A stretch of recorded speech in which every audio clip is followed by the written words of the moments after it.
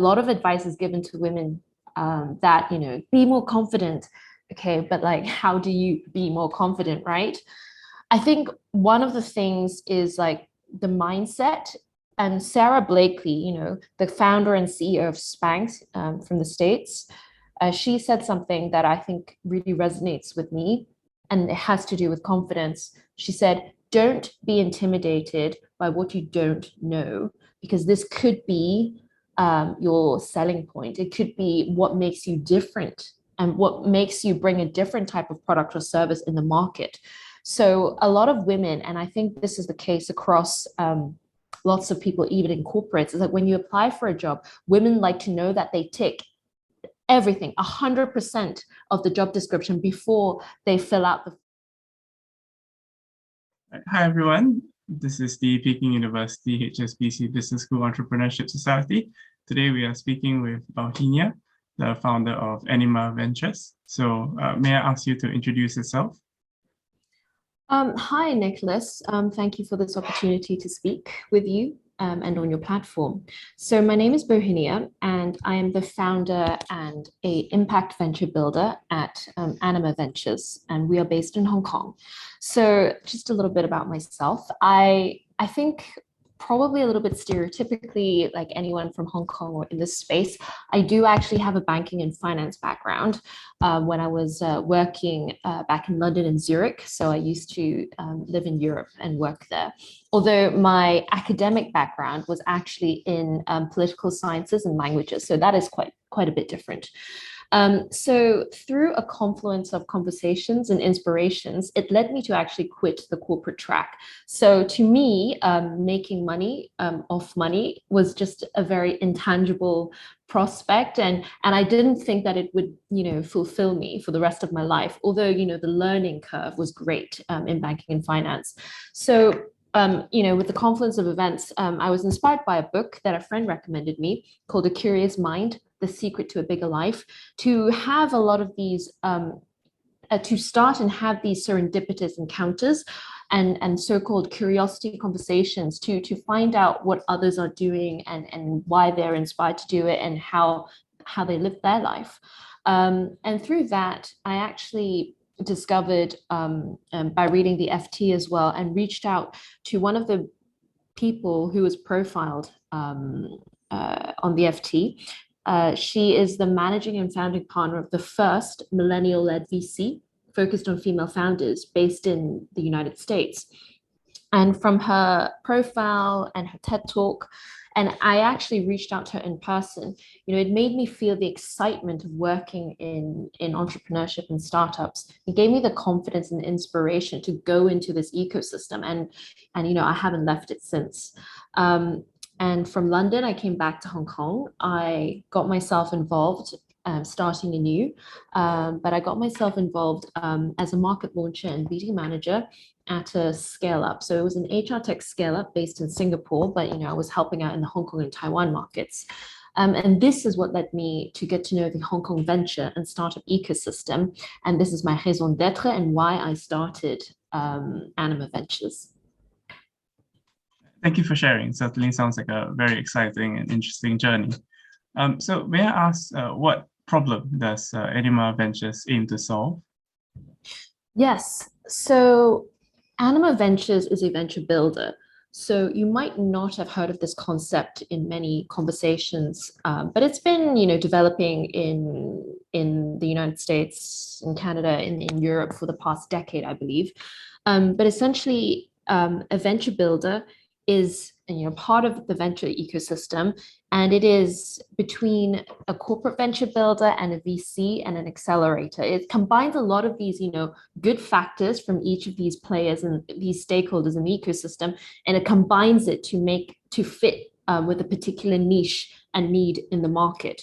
So what we do is we really help and focus on very early stage startups, to the point that it's just a seed of an idea, or maybe they formed a company or maybe they have launched for a year or so and they have a working prototype or beta product.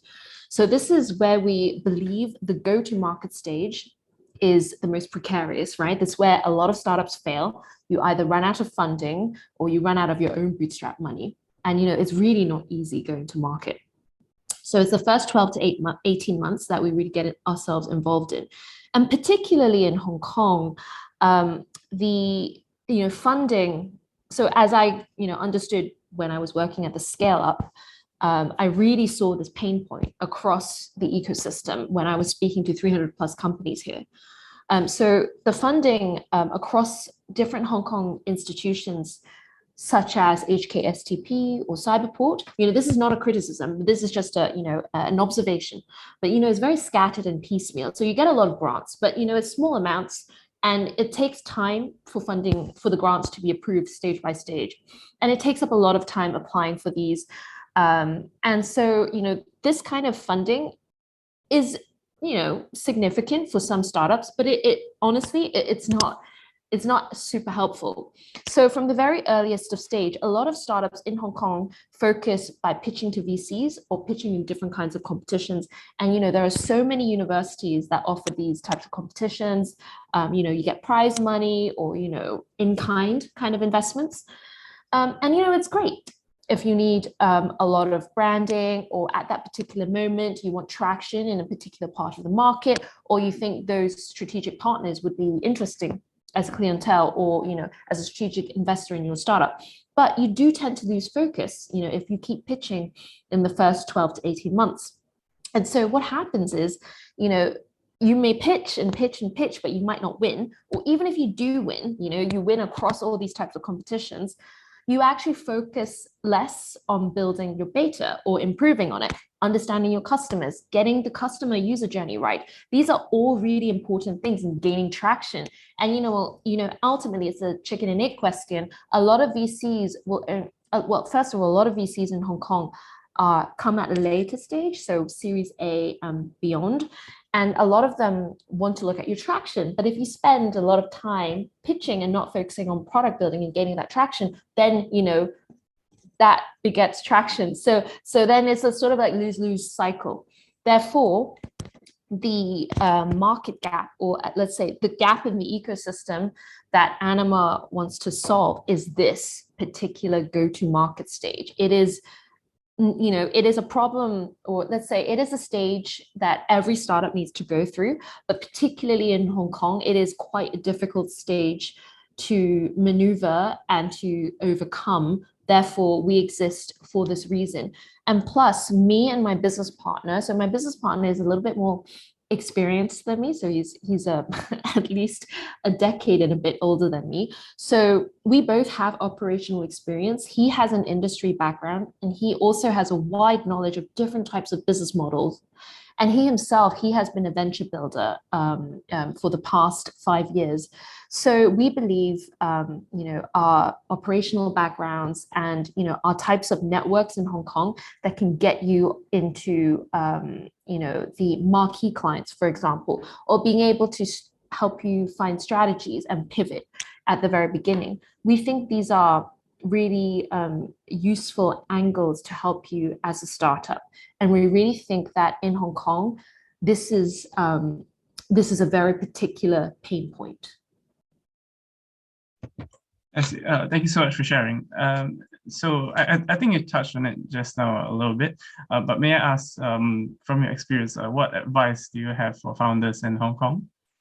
Yeah, so I forgot about one thing. The most important thing about Anima Ventures is that we focus on female founders, right? And so this is not the case that, all founders have to be women, but it is the case that at least one woman has to be a co-founder. And this is because diversity, right? Diversity brings different perspectives and different knowledge of the markets, or, having a more diverse team just in general will help you understand the market more fully, address different types of the market, and helps with user journeys, all sorts of things that have very much a virtuous cycle. And ultimately, I believe this is more impactful for the whole of society and for for people in general.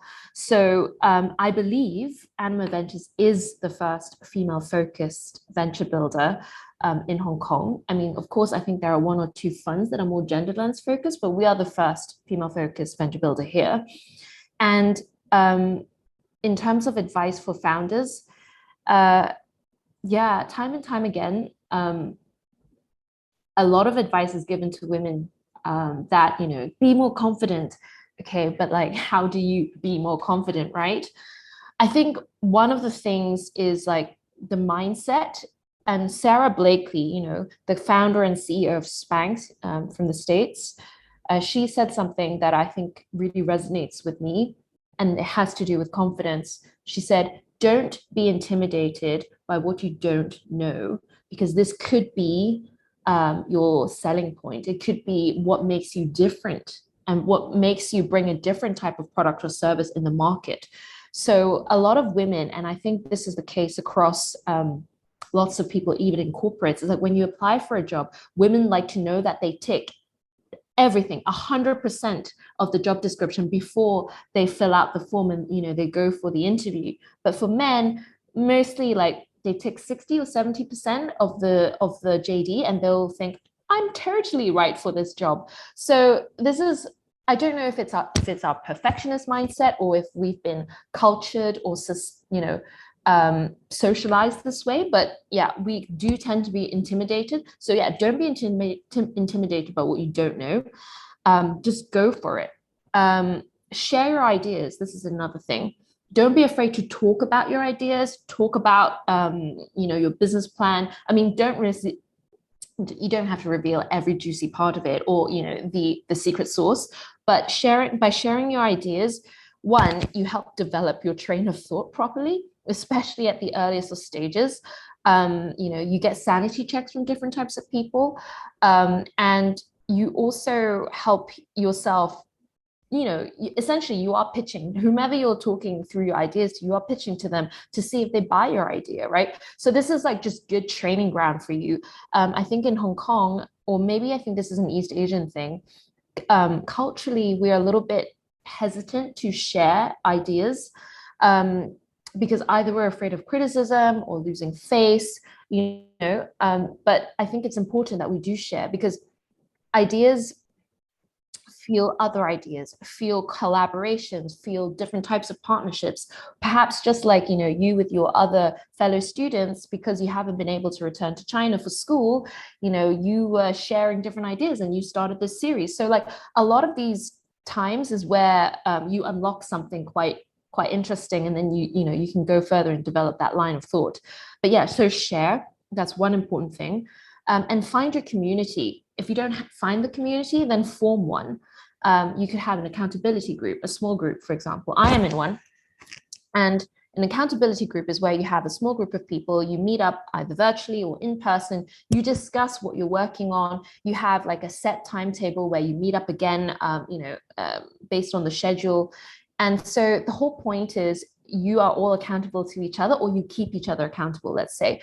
So one, you feel less lonely, because entrepreneurship is not an easy journey. It's very tough out there.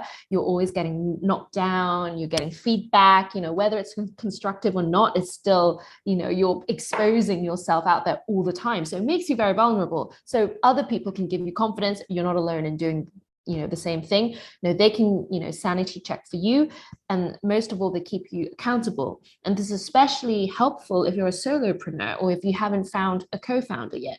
So I believe in the power of people and you know, helping each other out. So yeah, form an accountability group with people that you can click and connect with, and it will really help. And I think these are my top 3 things that I can think of. There are definitely more things. Oh yes, probably for the 4th one, I would say, especially in the go-to-market stages, don't sit on it, your beta, for too long. Just launch, and so you can, you know, get feedback from your earliest customers or earliest beta testers, users, and just keep refining it. Don't sit on it to make it perfect, because it will never be what you expect. It'll never be perfect, and it's not supposed to be perfect. yeah, that's probably the biggest thing in the go-to-market stage. Thank you so much for sharing your advice. That's all the questions that I have for today. Thank you so much for your time. No worries.